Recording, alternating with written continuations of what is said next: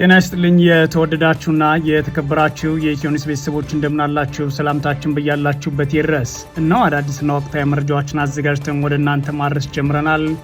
ከኢትዮኒውስ መረጃዎች ጋር አብራችሁን እንድትቆዩ ደግሞ ግብዣችን ነው። በቅድሚያ አርዕስተ ዜናዎችን አስቀድማለሁ።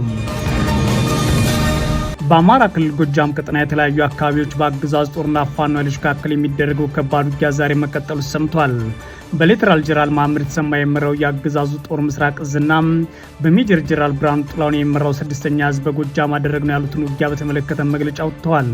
በጎጃም በአገዛዙ ጦርና ፋኖ ኃይሎች መካከል የተቀሰቀሰው ውጊያ ብዙዎችን እያነጋገረ ቀጥሏል። በዝርዝር የምትሰሙት ቀዳሚ ጉዳይ ነው። ዶክተር ደብረጽዮን ገብረ ሚካኤል የአብይ አህመድ አገዛዝ ለሰላም በፍጹም ዝግጁ አይደለም በማለት ተናገሩ። የትግራይ ክልል ፕሬዝዳንት ዶክተር ደብረጽዮን ብሔራዊ ክብራችንና ሉዓላዊነታችንን ለመመለስ እንዲሁም የተፈናቀሉ ወገኖቻችን መልሶ ለማቋቋም ትግላችን ወደ ተጨባጭና ውጤታማ ደረጃ እናሸጋግራለን በማለት ተደምጠዋል። ሰላም አልተሳካልንም ያሉት ፕሬዝዳንቱ ለሰላም ስንል ከፍተኛ ትዕግስትና መስዋዕት እየከፈልን ነው ማለት የተናገሩት ደብረጽዮን ይሁን እንጂ እኛ ብቻ ሰላም ስለፈለግን ሊሳካልን አልቻለም ብለዋል። ዝርዝሩን ትሰሙታላችሁ። ግብጽና ኤርትራ የቀይ ባህር ደህንነትና አስተዳደር የሚመለከተው የጠረፍ ሀገራት ብቻ እንደሆነ በድጋሚ አስታወቁም። የሁለቱ ሀገራት የውጭ ጉዳይ ሚኒስትሮች ያደረጉትን ውይይት ተከትሎ የጋራ አቋማቸውን በአዲስ መልክ ይፋ አድርገዋል። በዝርዝር እናየዋለን። የኢራን ጠቅላይ መሪ ሀገራቸው ለአሜሪካ የማይረሳ ትምህርት አዘጋጅታለች አሉ። ኢራን በዮርዳኖስ የፈጸመችው ጥቃት 2 የአሜሪካ ወታደሮች ሲገደሉ አንዱ የደረሰበት አልታወቀም የሚለው ደግሞ የቢቢሲ ዘገባ ነው። የተወደዳችሁና የተከበራችሁ የኢትዮኒውስ ቤተሰቦች አብራችሁን ቆዩ። ወደ ዝርዝሩ አልፋለሁ። በአማራ ክልል ጎጃም ቀጠና የተለያዩ አካባቢዎች በአገዛዙ ጦርና ፋኖ ኃይሎች መካከል የሚደረገው ውጊያ ዛሬም የቀጠለ ሲሆን በሌተናል ጀነራል መሐመድ ተሰማ የሚመራው የአገዛዙ ጦር ምስራቅ እዝና በሜጀር ጀነራል ብርሃኑ ጥላሁን የሚመራው 6ኛ እዝ በዚሁ በጎጃም ቀጠና አደረግነው ያሉትን ውጊያ በተመለከተ መግለጫ ወጥተዋል። በጎጃም በአገዛዙ ጦርና ፋኖ ኃይሎች መካከል የተቀሰቀሰው ይህ ውጊያ ብዙዎችን ያነጋገረ ነው። የብልጽግና አገዛዝ በጎጃም ከፍተኛ ቦታዎች ከፋኖ ኃይሎች ጋር በከፈተው ውጊያ ከባድ መሳሪያዎችን በመጠቀም የሰላማዊ ሰዎች መኖሪያ ቤቶችን በመደብደብ በንጹሃን ላይ ከፍተኛ ጉዳት እያረሰ ይገኛል ሲሉ የአካባቢ የመረጃ ምንጮች ለሚዲያችን ተናግረዋል። በመሃል ጎጃም ቀጠና የተከፈተው ውጊያ ዛሬም ለ5ኛ ቀን ተባብሶ መቀጠሉን የተሰማው በዛሬው ዕለት ሐምሌ 12 2018 ዓ.ም በምስራቅና ምዕራብ ጎጃም አዋሳኝ ወረዳዎች በሆኑት የጮቄ አካባቢ የቀጠለው ውጊያ በከባድ መሳሪያዎች የታገዘ መሆኑን የኢትዮኒውስ የመረጃ ምንጮች ተናግረዋል። በተለይም በጮቄ ቀጠና ጓብርና ኮረብታ አካባቢዎች በቀጠለው ውጊያ ከፍተኛ ሰብአዊና ቁሳዊ ጉዳት ተመዝግቧል ያሉት የመረጃ ምንጮች በተመሳሳይ በቀጠናው ደጋዳሞት ወረዳ በረቅ አካባቢ ትላንት የጀመረው ከባድ ውጊያ ዛሬም ቀጥሏል ብለዋል። በሌተናል ጀነራል መሐመድ ተሰማ የሚመራው የአገዛዙ ጦር ምስራቅ እዝና በሜጀር ጀነራል ብርሃኑ ጥላሁን የሚመራው 6ኛ እዝ በጎጃም አደረግነው ያሉትን ውጊያ በተመለከተ መግለጫ ያወጡ ሲሆን የብልጽግና አገዛዝ በፋኖ ኃይሎች የተያዘን አንድ አካባቢ መልሶ ለመያዝ በሚል 2 እዞችን በከባድ መሳሪያ አጅበው ውጊያ መክፈቱ አነጋጋሪ ሆኗል።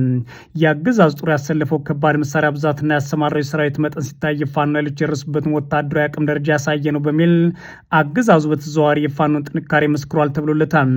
በሰላም 2 የአገዛዙ ጦር እዞች በተናጥል አከታትለው መግለጫ ማውጣታቸው በርካቶች የጎጃም ደጋዳሞት ውጊያ ትኩረት እንዲሰጡና እንዲነጋገሩበት አድርጓል።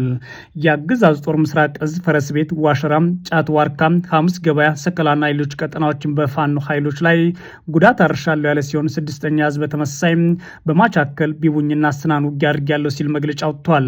2 እዞች ከፋኖ ኃይሎች ጋር ለተከታታይ ቀናት አደረግነው ባሉት ውጊያ ፋኖ ሲጠቀምባቸው ነበር ያሏቸውን ተሽከርካሪዎች ይዘናል ነው ያሉት። በጎጃም የተለያዩ ወረዳዎች ያካለው ውጊያ ዛሬም በደጋዳሞት፣ ቢቡኝ፣ ስናን፣ ደባይና ሌሎች የጮቄ ተራራማ አካባቢዎች መቀጠሉ የተሰማ ሲሆን በተለይም በውጊያ የሚተነኮሱ ከባድ መሳሪያዎች በሰላማዊ ሰዎችና በንብረት ላይ ከፍተኛ ጉዳት እያረሱ እንደሚገኙ የመረጃ ምንጮች ተናግረዋል። አፋብን በጎጃም ቀጠና ተባብሶ የቀጠለውን ከባድ ውጊያ በተመለከተ የሰጠው መግለጫ ባይኖርም ኢትዮኒውስ የጠየቀችው አንድ የቀጠናው የፋኖ አመራር በኩሉም አገዛዙ በያዘው መንገድ ሳይሆን በራሳችን እቅድ ውጊያ እያደረግን እንገኛለን፣ ዝርዝር መረጃዎችን በቀጣይ ይፋ እናደርጋለን ሲል ተናግሯል። በተመሳሳይ በክልሉ ወሎና ሸዋ ቀጠናዎች የፋኖ ኃይሎች በአገዛዙ ጦር ላይ በከፈቱት ውጊያ ከፍተኛ ወታደራዊ ኪሳራ ማረሳቸውን አስታውቀዋል። በሰሜን ወሎ ዞን ራያ ቆቦ ወረዳ ሐምሌ 11 2018 ዓ.ም ከቆቦ ከተማ ቅርብ ርቀት መንደፈራ ብትባል አካባቢ በተከፈተ ድንገተኛ ጥቃት በርካታ የአገዛዙ ጦር አባላት የሞትና የአካል ጉዳት ደርሶባቸዋል ያለው አፋብን ምኒልክ ዕዝ ነው። በተጨማሪም ጮሬና ቀዩ ጋሪ አካባቢዎች በአገዛዝ ጦርና ፋኖ ኃይሎች መካከል ውጊያ መደረጉን የፋኖ የመረጃ ምንጮች ተናግሯል። በተመሳይ በክልሉ ሸዋ ቀጠና የፋኖ ኃይሎች ባረሱት የደፈጣ ውጊያ የአገዛዝ ጦር አየር ወለድ ኮማንዶ አባላት መገደላቸውን አፋብን ሸዋ አሳምነው እዝ በዛሬው ዕለት ሐምሌ 12 2018 ዓ.ም አስታውቋል።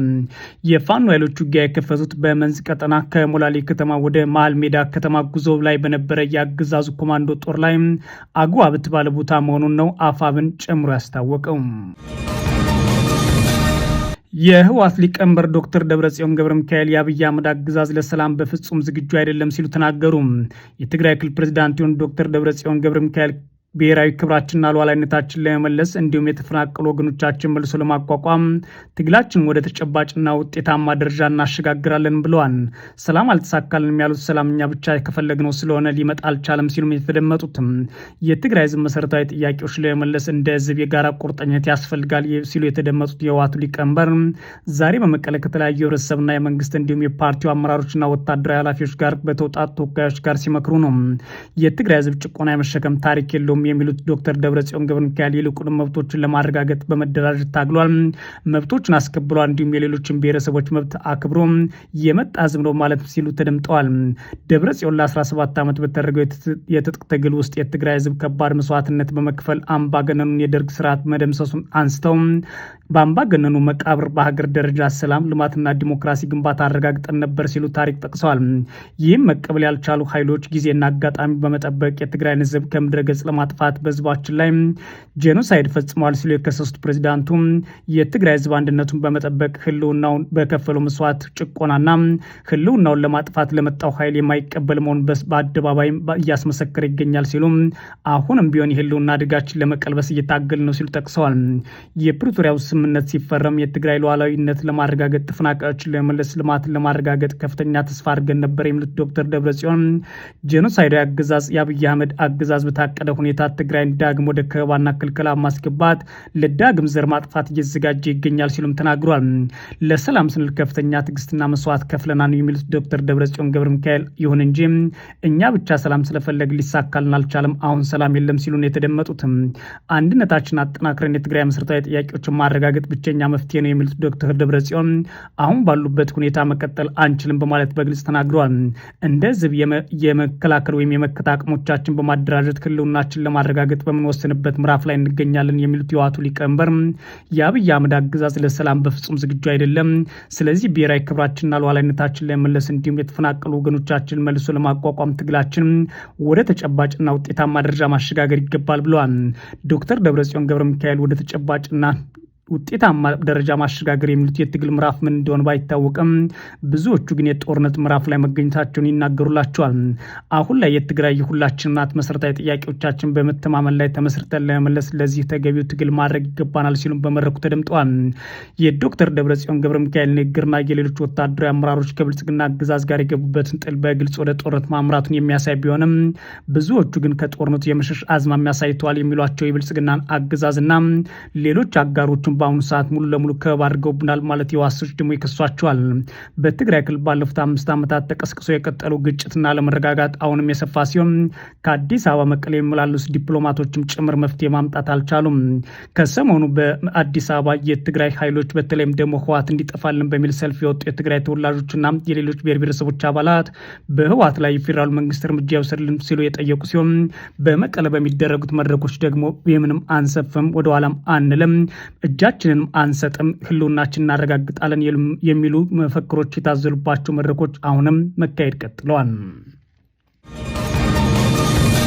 ግብጽና ኤርትራ የቀይ ባህር ደህንነትና አስተዳደር የሚመለከት የጠረፍ ሀገራት ብቻ ነው ሲሉ የሁለቱ ሀገራት የውጭ ጉዳይ ሚኒስትሮች በውይይታቸው አረጋገጡ።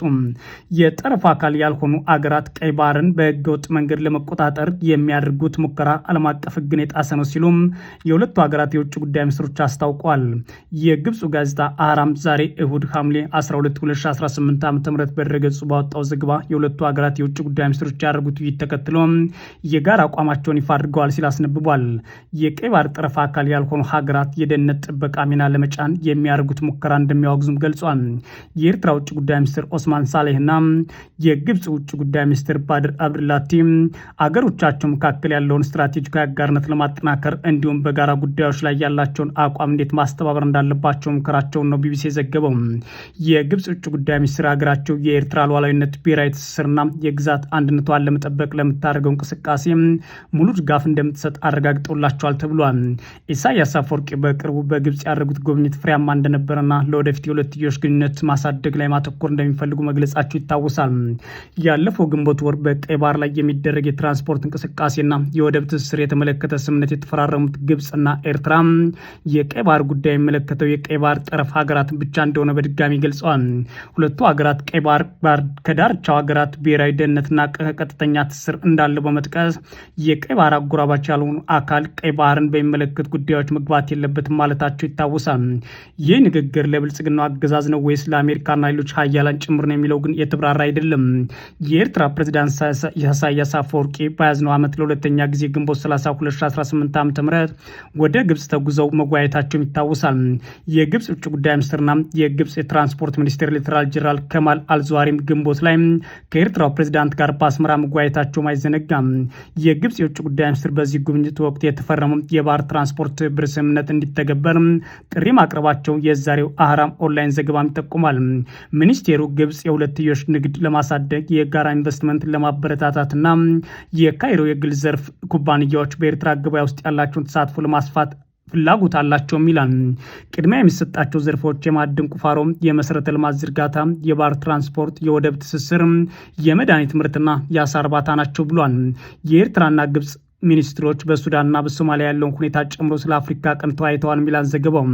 የውጭ ጉዳይ ሚኒስቴር ባድር አብድላቲ ለአፍሪካ ቀንድ የግብጽ ብሔራዊ ደህንነት ቀጥተኛ ማራዘሚያ ሲሉ የገልጸው ካይሮ የቀጠናውን ደህንነትና መረጋጋት ለመጠበቅ ቁርጠኛ መሆኗን መናገራቸውም ተዘግቧል። በተጨማሪም ብሔራዊ መንግስት ተቋማት መደገፍ እንዲሁም የቀጠናውን አገሮች አንድነት፣ ሉዓላዊነትና የግዛት አንድነት መጠበቅ አስፈላጊ ነው ሲሉ አጽንኦት ሰጥተዋል ይላል ቢቢሲ። ግብጽ የመንግስት ሉዓላዊነትን የሚጥሱ ወይም ደግሞ የቀጠናው መረጋጋት የሚያውቁ ማንኛውም አይነት የአንድ ወገን እርምጃዎችን ትቃወማለች ብሏል ይላል። በቅርብ ዓመታት ውስጥ ግብጽና ኤርትራ በቀይ ባህር ጉዳይ፣ በአፍሪካ ቀንድ ጉዳዮች የፖለቲካ የምጣኔ ሀብትና ደህንነት ስራቸውን አጠናክረዋል። የብልጽግና አገዛዝ ደግሞ የቀይ ባህር ፍላጎት ስላለ ግብጽና ኤርትራ ጣምረው የሚልኳቸውን ኃይሎች መፍጠር በአሁኑ ሰዓት ረብሾኛል። ባለፉት 100 ዓመታት ጭምር የተከሰተው ይህ ነው። በተለይ ደግሞ ከ1960ዎቹ በኋላ በጽምዶ ስም እነዚህ ኃይሎች ኢትዮጵያን እየረበሹ ይገኛሉ በማለት መክሰሱ ይታወቃል። በቅርብ የሚያገዛዙ ጠቅላይ ሚኒስትር አብይ አህመድ በፓርላማ ቀርበው ሻዕቢያና ሱዳን እንዲሁም ሌሎች ጨምሮ ቢመጡ አያሸንፉንም ሲሉ መዛታቸው ይታወቃል። ብልጽግና የባህር በር ፍላጎት አለኝ ካለ በኋላ ግብጽ ከበባ በሚመስል መልኩ እየተንቀሳቀሰች ነው ሲልም የብልጽግና ውጭ ጉዳይ ሚኒስትር ቃል አቀባይ አምባሳደር ነቢያት መናገራቸው መዘገባቸው ይታወሳል።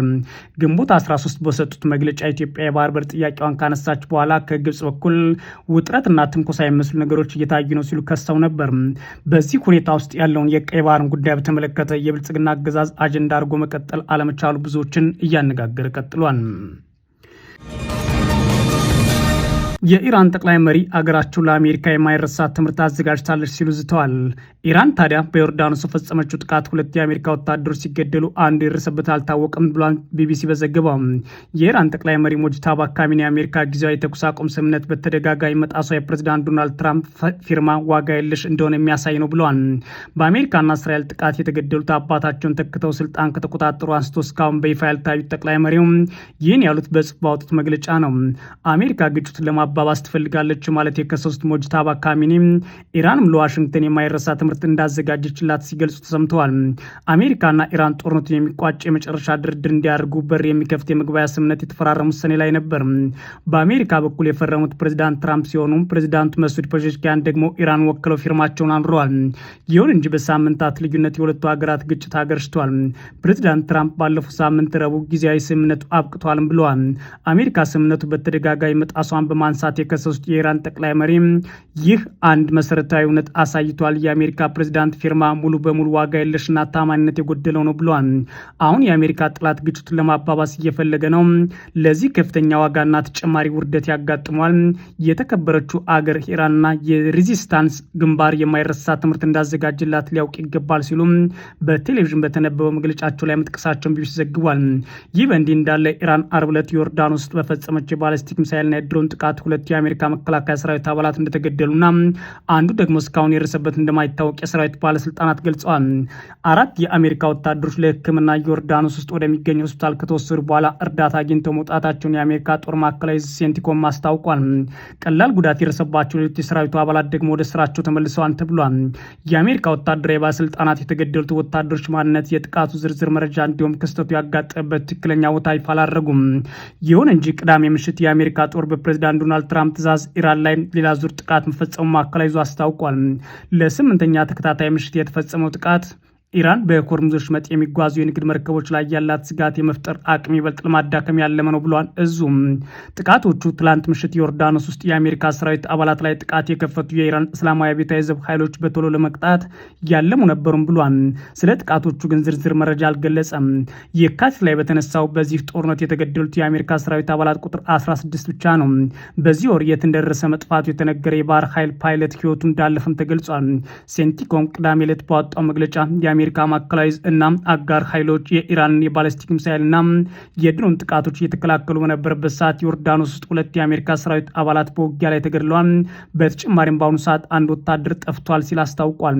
ለቤተሰቦቻቸው ክብር ሲባል በሚቀጥሉት 24 ሰዓታት ዘመዶቻቸው እስኪነገራቸው ድረስ ማዕከላዊ ዞም የተዋደቁትን ተዋጊዎች ማንነት ጨምሮ ዝርዝር መረጃ ከመግለጽ እቆጠባለሁ ሲል መጥቀሱን ቢቢሲ ዘግቧል።